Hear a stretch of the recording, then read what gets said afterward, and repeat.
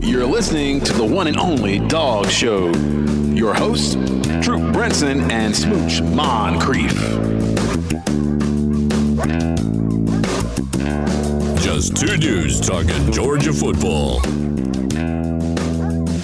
Welcome, Dog fans, to the one and only Dawgs Show with Troup and Smooch. Yes. The Georgia Bulldogs with the 41-31 slugfest in Athens this past Saturday night. And we're going to talk a little bit about that before we set up for the big game this weekend in Georgia, in Austin, Texas, to beat on the Longhorns. What's up, Smooch? Oh, man, you know, it was a game where I was like, finally, this is the Dogs team we wanted to see. And what in the world are you doing? All in the same game. You know, you follow my text thread. It goes all over the place. We're all in the same one. But, hey, it's a Dogs win, and we'll talk more about it as we go. But bring on the Longhorns, brother. Yep, we're going to talk about Georgia's win this past Saturday and some other ongoings or goings on in college football. Some really interesting results, again, for the second week in a row.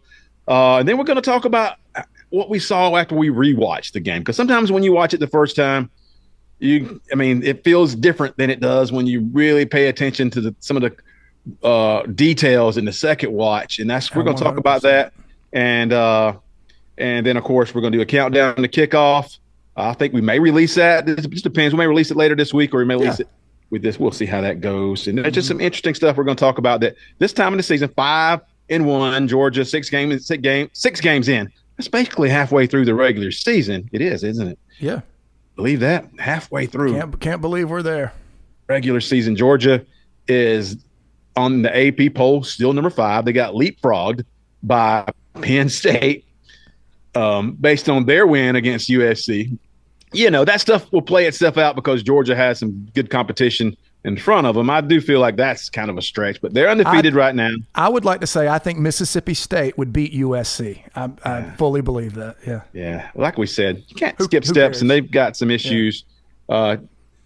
But looking at this game, 41-31, Georgia jumped out to a big lead in the first possession of the third quarter. Georgia was up 34-10, and this game was over. Mm-hmm. Credit Mississippi State. They fought back. A couple of penalties helped them as well, unfortunate penalties, and then a couple of plays where Georgia lost some eye discipline and let big chunk plays happen. Like we said, combine that with Van Buren just making some beautiful passes. He did. And sometimes you just tip your cap. Sometimes you say we could have done better, and it was a combination of those things, I feel like. Yeah. Well, Van Buren was a highly recruited quarterback for a reason, and he's athletic. You know, he had those deer in headlight moments early in the game, but at some point when he was allowed to play football, you know, finally just kind of settled in, I guess we should say. And maybe Georgia's focus wasn't where it should be. He did some really impressive things. You got to tip your hat when a guy's in the hip pocket and you drop it right in the bucket. You just got to say, one heck of a throw. We saw it against UAB last year. Remember that quarterback played out of his mind for quarter and a half last year. Yeah. We're like, how is this guy playing for UAB? I think he was a transfer into there from somewhere else. We've seen him. But looking at the stats, Smooch, another prolific passing game from Carson Beck, and he is starting to hit his stride. He's looked really good. He was, like you said, surgical last week, taking what they gave him. And then this week, they were content to play off the receivers, and he made a multitude of throws. He made some beautiful throws, took what they offered him sometimes, but threw the ball how many times? 48 times, 36 for 48. All-time UGA completion, more completions than anybody in UGA history in one game. Is that right? I believe that's correct. 459 yards, 2 touchdowns, 2 picks. Georgia overall, offensively, 605 yards passing. No, overall, total yards, 605, 459 passing, 146 yards rushing. So I'm always surprised when I see, we talked about it, you don't typically throw the ball that many times and when you control the game, but that's what they were offering. And Carson Beck has really got on track with that, and receivers, for the most part, looked spectacular too. Some really beautiful plays in that Mississippi State game.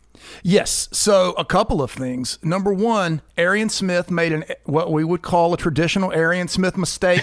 First play, right?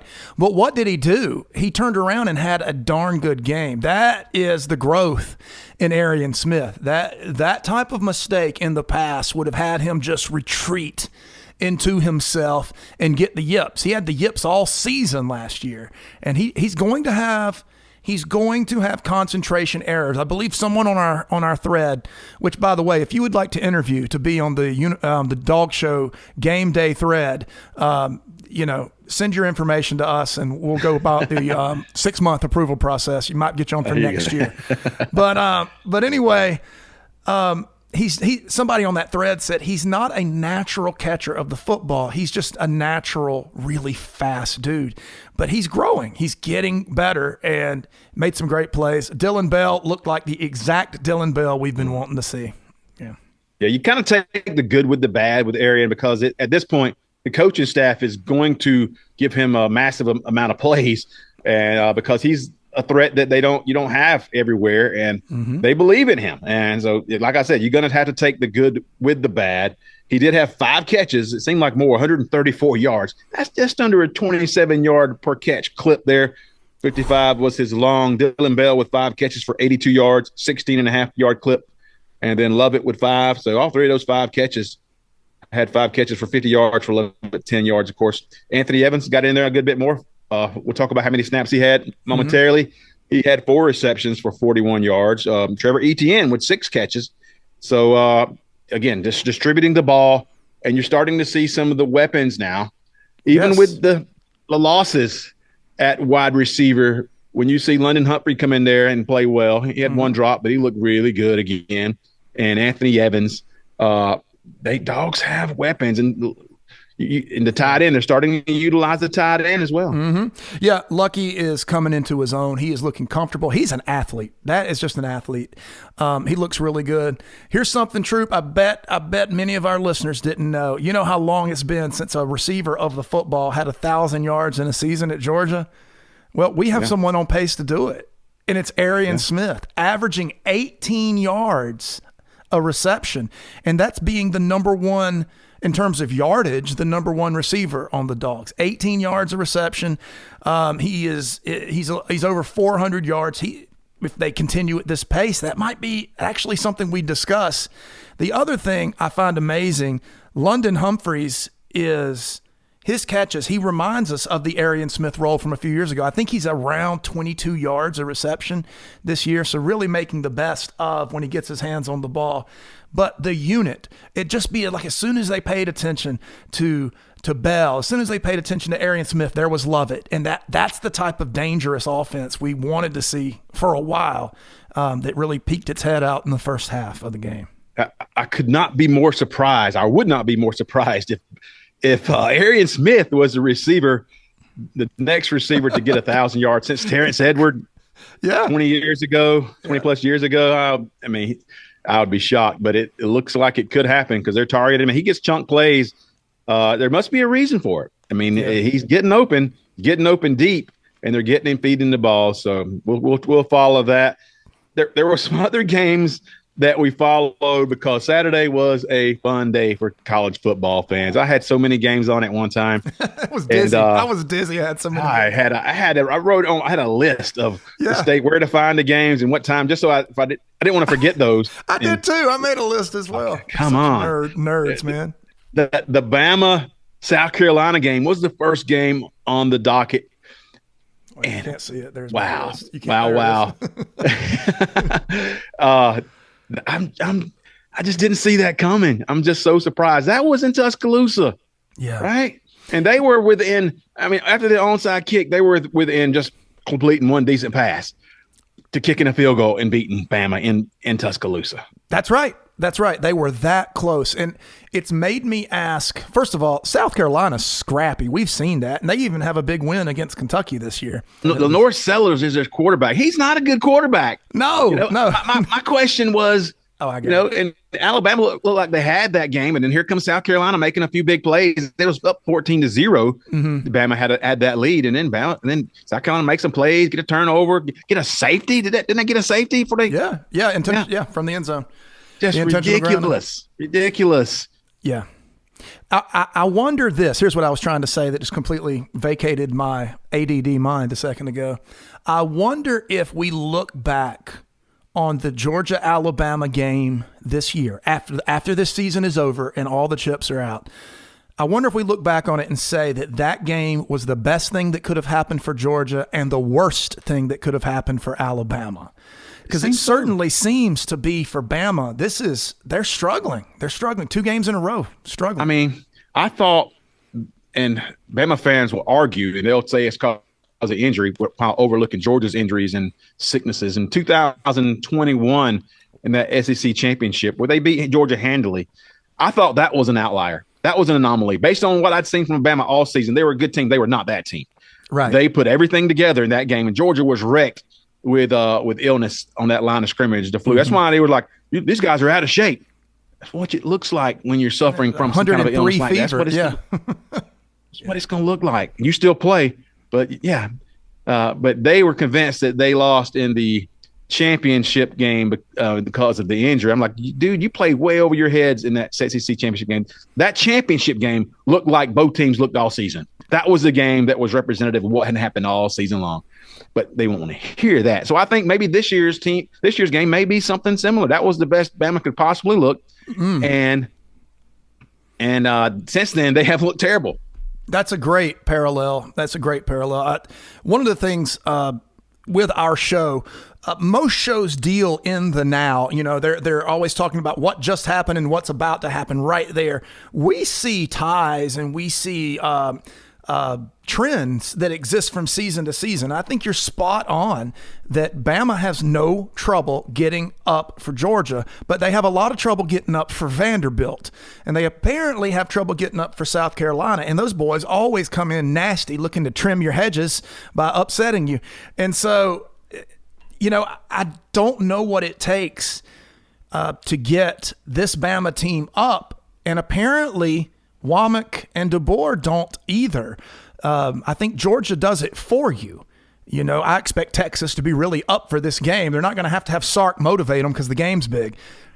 But there is something missing with the Bama team. And this is the first time, Troup, you remember when you said that and you were right about the SEC title game, we got massive resistance. Now we're getting a lot of agreement with Alabama fans. Something's going on. Something's different. And Nick Saban has left the building. There's some fans that are not happy at all about, especially Kane Womack. And we had fun on Twitter during that Alabama game. I was like, oh, fourth and Kane Womack, because he was giving up plays, and even their fans were saying, this is the worst coaching staff we've had in a decade or more, worst defensive coaching staff. They still like DeBoer, they think.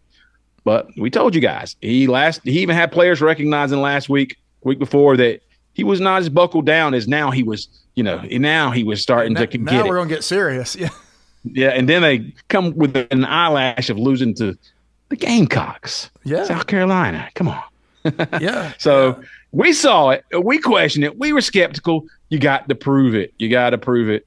And he looked great early on against a weak schedule, and then looked great in the first half against Georgia. But the SEC is about making adjustments, and you're going to get hit in the mouth. What do you do then?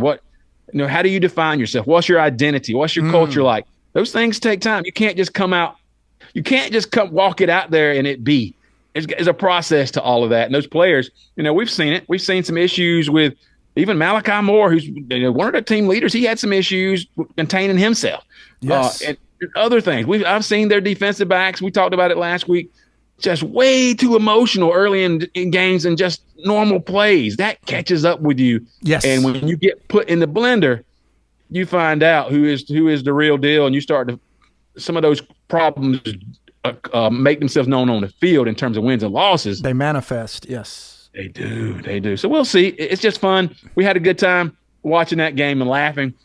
And it was so much fun. And it was kind of the same thing with Tennessee Smooch. Tennessee and Florida. I mean, they lost last year. This game this year was in Neyland, right?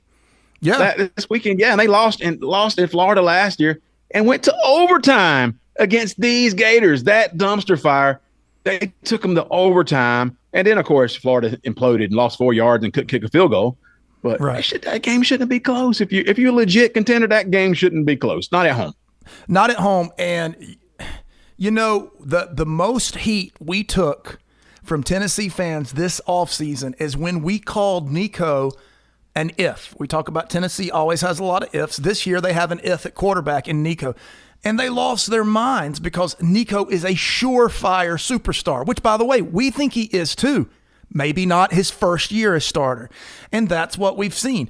We've seen Nico really struggle when playing good competition. And I believe he has just as many interceptions as touchdowns against quality teams. And I'm talking just about SEC teams, not quality, just SEC teams. SEC Arkansas and Florida.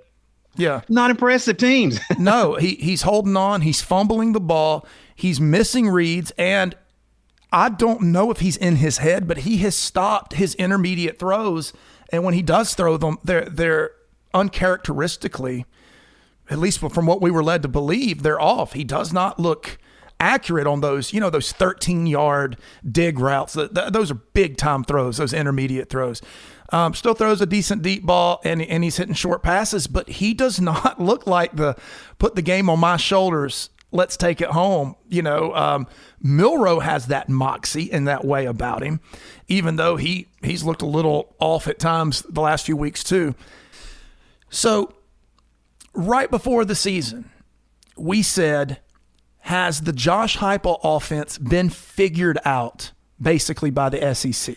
As soon as you have guys that can run a 40, decent athletes, has the Josh Heupel offense been figured out? And no, he's a savant. He always adjusts. He's always adapting. Well, it doesn't look like it. How many times have they failed to score 20 in 4 quarters this year? I mean, that's not the Josh Heupel offense. What was their offense ranked last year? It was a steady decline. It was far different than the season before with Hendon Hooker. And it looks like you guys right now, this is going to sting, but you've taken a step back from Joe Milton at quarterback. You've actually taken a step backward. Now, you might have a lot more potential going forward, but right now he's not playing at a Milton level. Well, he holds the ball too long, and when you play Alabama and Georgia and you hold the ball too long, you're going to have some real issues. So typically we've seen teams when they play Georgia, and people complain a lot about Georgia's pass rush. They make a concerted effort, teams do, to get the ball out very quick against Georgia. Very quick. They're trying to they're releasing the ball a lot of times within 2 seconds. It's tough to get to the quarterback, and the Georgia still creates pressure. But we'll talk about that a little bit later. What about the OSU Oregon game? Did you watch that one? I did watch that one. That game was one of the few between two Titans that lived up to the expectation. So you know that the officials are always going to gift Ohio State. Usually it probably averages about 4-point swing every game because Ohio State they're just the darlings of football. Anybody that plays them understands what it's like. It's actually worse than playing Alabama, to be honest with you. Oregon State Dan Lanning had his team focused, Troup Brinson, and here's what it came down to. Before the game, I don't think we said this on the show. We said this on our thread, I believe. If the game comes down, if the players are a wash, basically equal between the two teams, and it comes down to coaching, Dan Lanning will beat the doors off. Just for men. I can't even remember. Ryan Day. Thank you, Ryan Day. They'll beat the doors off Ryan Day. And that's exactly what happened. It came down to coaching, and Dan Lanning, it's very similar to Kirby calling a timeout on that fake punt against Ohio State. Dan Lanning also made an ingenious coaching decision late in the game to burn clock within the rules. The rules will change now, but he made a decision within the rules to burn clock with too many men on the field, and he won that team the game. I thought Oregon is probably should be number 2 right now, if not number 1, if you want to get into rankings. Yeah, well, with that play, if you folks didn't see, the 12 men on the field, what it accomplished was it burned time. And when you only got a couple of plays worth of time, and the cost is like 5 yards, right? Yeah. 5 yards. So you don't give up a chunk play, or you shouldn't if it happened. If they still had a big play, and then we'd have been like, oh, you could. I mean, then Ryan Day would have got a lot of credit for his offense would. But that game, all we heard all year long was that their defense was going to be one of the best of all time. It was of all time. Stacked. The best. Brandon Walker, I hope you're listening. Best roster in the history of college football. Yeah. Yeah. And what was the final score? They give up 30 points, right? I mean, you don't in the regular season, you don't give up that many points against Oregon, who had looked mediocre offensively. They had struggled in several games. They had struggled. Yeah. They say it was 32-31 is the final score. And Oregon has not yet really hit its stride. I don't feel like they've never clicked. They clicked in this game. But going into this game, Oregon did not look like an offensive powerhouse. And they took that best defense in history and hung 32 on them and took the win. Yeah. It was fun to watch. And we did see Penn State beat USC. And so USC's got 3 losses now. Yeah. And they had a lot of ifs. And sometimes when you have those ifs, you lose one possession games, you got to find a way to close those games out. They haven't been able to do it because their roster is incomplete. They got some good players, good pieces, and some good coaches. They were up 20. It was I believe they were up 20 in that game and still lost. Yeah. So and Penn State, give them credit. They found a way to win that game, and I'm not a Penn State believer yet because but they may prove me wrong. This may be their year. They have been moved ahead of Georgia in the AP poll. Mm-hmm. So they're undefeated. But that'll play out as well as we go forward. So, Smooch, anything else around the landscape of college football? You want to talk about the rewatch of Georgia's game? Well, one thing about Penn State is very similar to the Michigan team that Georgia beat in the playoffs a few years ago. A quality team that is not ready for the upper echelon, but they're a good team at every position. That's where Penn State is. Penn State is going to be one of those teams that loses in the first round of the playoff. After all that time, they'll make the playoff. They're going to march through the season pretty undinged. So they're pretty good at everywhere. They're going to find out what big boy football is when it comes playoff time. At some point. Yep. So like we mentioned, we did rewatch the game, and I think we both watched it yesterday, and just to kind of get a different perspective and feel as when everybody starts weighing in on their opinions on the game, then it kind of gives you some things to focus on. And so I focused on a few things. Really, everybody's worried about Georgia's defensive backfield. It's uber talented, 5 stars all over the place. And there's nobody. I mean, in terms of recruits, Georgia's hands down probably got the highest recruiting ratings in their defensive backfield. Right. That's what I was more concerned with. So when I watched it again, there was a few plays that stood out. And it was more so with like Dan Harris and Julian Humphrey, Aguero. I noticed that they had some problems with eye discipline, which the offense's job is to do that, is to confuse you to what you see. Is this a run play? Is this guy coming up with the block? Oh, no, he's running a route. So you have to know your keys on that. You have to know what you're doing. And it's a tough spot to be in sometimes. And there's one play that Malachi just didn't cover over the top. He got tricked. And he should have had over the top. I think it might have been Humphreys. And so he made it look like Humphreys didn't know what he was doing, but it was Starks that really came up in run support when he should have been over the top. So some of those plays it was mostly just eye discipline. It's just knowing what your responsibilities are and trusting it. And those things can happen because I really think Georgia was more worried about the run on some of those plays. So it made sense to do that, but they got burnt because the play was drawn up well and the other team executed better than they did. Yeah, and all you hear going in, I mean, if you watch Mississippi State, they run the football. That's their identity. So you got a guy like Malachi Starks that's all-world talent. He's thinking, let me go up and pop this running back. You're not running against us. And so they really took advantage of 2 things, Georgia's aggression and their own reputation, because they are a run-first team. And so they really took advantage of that, especially in the second half. You saw some things. And like I say,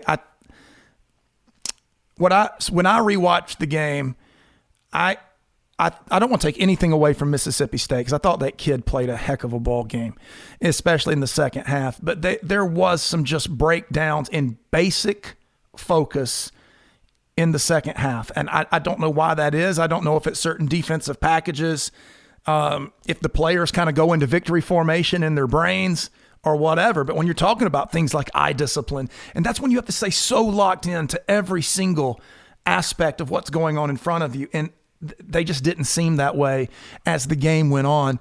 And, just like after Georgia beat LSU in the SEC title game, there's that 30 points they gave up. It just eats at you a little bit. It just bothers you about the win. It's something about giving up 31 to Mississippi State. It just gnaws at you. But rewatching the game, it's nowhere near as stark a problem as it appeared to be live, I should say.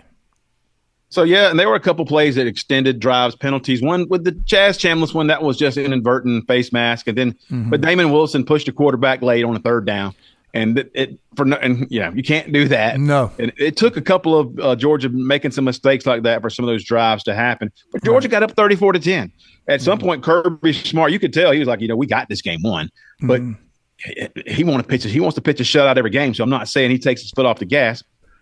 But Georgia had that game won 34-10. And it was just unfortunate for Dawgs fans and for, probably those guys during practice that did tighten up a bit. I will say that even though we saw some of those chunk plays for Mississippi State, the eye discipline was an issue with some of the DBs. The eye discipline was really good for most of the game. So It wasn't like if you can say 90% of the game they were locked on and they made a couple of mistakes that were very visible. So the optics of it looked like, what are we doing? Right. But man, they made some nice plays. They were doing what they were supposed to for most of that game. And then give credit to Van Buren. He dropped some passes right in a perfect spot. Like 2 or 3 passes in that second half were just things of beauty. Well covered. What are you going to do?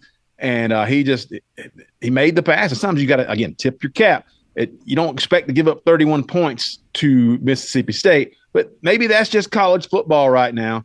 And that we can accept that because Georgia still won without really much of a problem. And you have to play freshmen and second-year players now because of the transfer portal and NIL. You just have to.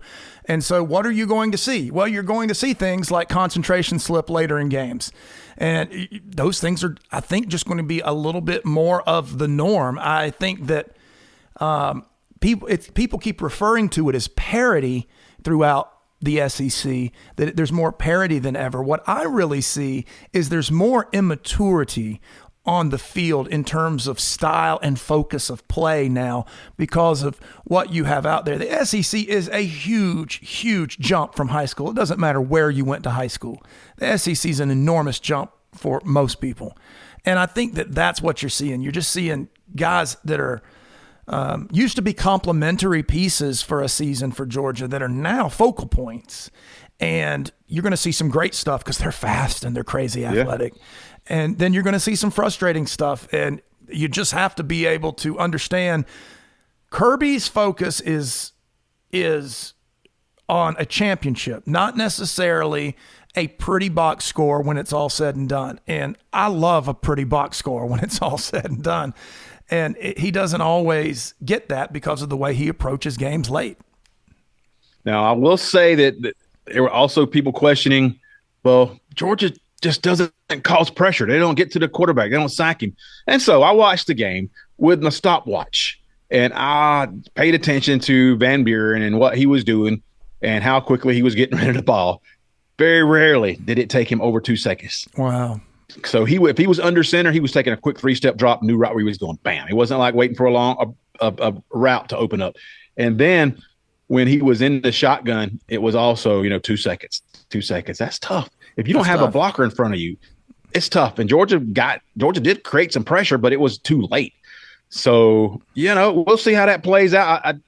I felt better about that as I watched it, and I saw some of Georgia's defensive linemen getting back there or creating a rush, just not enough time. That's just that's just math. You look at it. I will say Beck, looking at him the second time, outstanding. I was really, really encouraged about him being able to create offense, and with the receivers he has to get as they've gotten comfortable and gotten more chemistry to consistently create big numbers in offense, and that made me feel better. He looked he looked great. He had one mistake where he threw that interception in the end zone. Mm-hmm. Other than that, I mean, he had another interception, but it wasn't his fault. That's a batted ball at the line. Yeah. Very encouraged. 36 out of 48 for 459.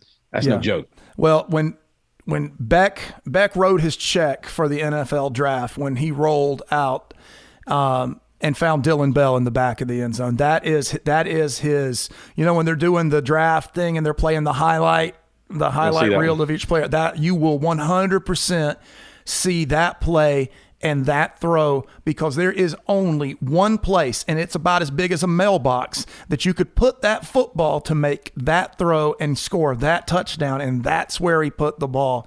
That was an absolute all-world play. There may only be 2 guys in the country that can make that throw, and there was some really good stuff. He's gotten better and better. We hope that. You want to be peaking at the right time, and this would be a good time to put together some of your best games. So I feel good about that. I also wanted to talk a bit about turnovers and penalties. I went back and looked at some statistics because it seems like Georgia's turning the ball over more or not creating turnovers. And that's really the key. When Georgia doesn't have a lot of snaps in some of these games, there's no turnovers to give you extra possessions. I'm like, Georgia needs to create some turnovers. How do you do that? And Kirby Smart's kind of like, well, that's just a random thing. You can't always – you can try to create situations like that, but turnovers just happen. And I feel like a lot of times against a team like Georgia, the other offenses are aware of the athletes on the other side of the field. And they really button it down. They really make sure to get rid of the ball quickly, and they don't throw the ball in any contested areas. And, maybe Georgia hasn't stripped the ball or caused fumbles. I don't know. But looking at if that makes a difference, I did look up some statistics and over turnover margin, which would tell you which teams are best at this. And are those the teams that are the best teams in the country, the teams with the best turnover margin? Well, the number 1 team in turnover margin is UNLV. Oh. Number 2 is James Madison. Number 3 is Maryland.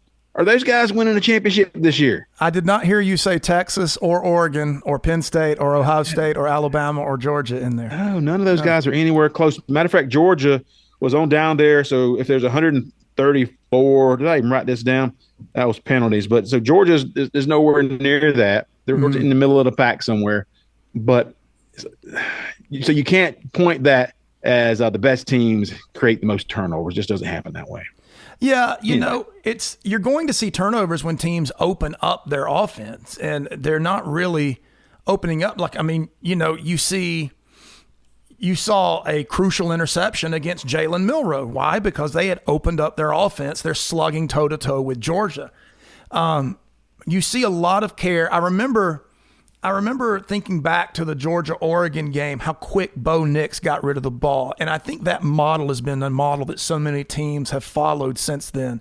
Just get rid of the ball, get it out, and get on the ground. There's not a lot of fighting for extra yards, and that's how you fumble, right? That fight for 1 or 2 extra yards. You not see a lot of that against Georgia. The turnover thing really doesn't bother me. I'll tell you, the penalty thing, it seems like this is a higher penalized team this year. Yeah, I'll tell you about that. If there's 134 teams, right, and the most penalized team is New Mexico. So at 134, they have 103 yards per game in penalties. Oh my gosh! And Georgia is at 111. So they're still down in the bottom third, right? Yeah. 68.8 yards per game in penalties. So that's not great. And combine that with the fact that their opponents' penalties, Georgia is in the bottom third again at 107. So Georgia's opponents are only giving up 400 or only having 43.6 yards per game in penalties. Yeah, that's an interesting thing to me too. How does every team that plays Georgia have their cleanest game of the season? That one's a little. I got a little conspiracy theory in my family history, and you have to wonder, like, why is every team that clean against Georgia, and is Georgia that sloppy? What's the deal there? So teams aren't turning it over, and they're not committing very many penalties against Georgia. And Georgia's still 5-1 in the top 5, and you hope that it's going to balance out at some point, and it may balance out in a game that they need it to be balanced. Not that you need a gift. But need it to be more balanced, whether it's the officials making calls balanced. I got to feel like Georgia with some elite athletes, you got to grab and hold and push and do stuff like that. just to get by sometimes. And it hasn't been called a lot, and maybe teams are playing cleaner, but I don't buy that either. So hopefully we get the benefit at some point the other teams are getting against us. Smooch, long week. It's early in the week. We record this on a Monday, so it's going to be a long week. Looking forward to this game. We are going to have something for you guys, I think Thursday or Friday with the countdown, the kickoff, where we discuss Texas and Georgia and everything we think about that. So, and as we prepare for one of the biggest weekends of the year, there's going to be Alabama, Tennessee at 3:30, then Georgia, Texas. What a doubleheader! What a day! What a day. We were in the bar Saturday night, and I had it was playoff baseball on too. We just get that. I love baseball. I love playoff baseball. I know. See you. I've got three TVs in here. All of them have college football on, and so that's the way it's going to be, folks. You can find us anywhere, on any platform at the Dawgs Show Pod, Mm-hmm. and YouTube. Jump on YouTube. The comments have been going great on that, and join in the conversation. We'll talk back and forth with you on YouTube, more so than on Twitter. We talk on Twitter, but Twitter ends up being just a one-way argument, everybody taking shots at each other. Yeah. So we do that, but we do it more. But on YouTube, it's more of a conversation, and we have that's true fans who aren't always so antagonistic, and I like that. But that's just Twitter. Yeah. So whatever floats your boat, Twitter or YouTube, jump on it. We'll have the video portion of our show, of course, on YouTube, and clips on TikTok and Twitter throughout the week. Yeah, conversation on the pod is great on YouTube. I really enjoy it. I even enjoy the other teams that come in because they don't send their dumbest people to YouTube. The dumbest fans go to Twitter. And I guess they voice text because I can't imagine that they can write those words down on their own. It is bad. It is bad. I have a hard time because I really want to engage some of those idiotic statements, but I know those guys are not people to argue with because what are you going to gain from that? Nobody's going to leave thinking that they lost an argument on Twitter. That's just not happening. No, everybody is undefeated on Twitter. Everybody that's ever been on it. That's right. It's going to be a fun week, folks. Thank you guys for tuning in again. For all our listeners of the Dawgs Show, remember to like, share, subscribe. We would appreciate that. A 5-star review as well for Smooch Moncrief. This is Troup Brinson saying so long. We'll see you soon. Who died and made you queen of football? This is the Dawgs Show with Troup and Smooch. I miss Brooke. It's the Dawgs Show. It's the Dawgs Show. It's the Dawgs Show. It's the Dawgs Show.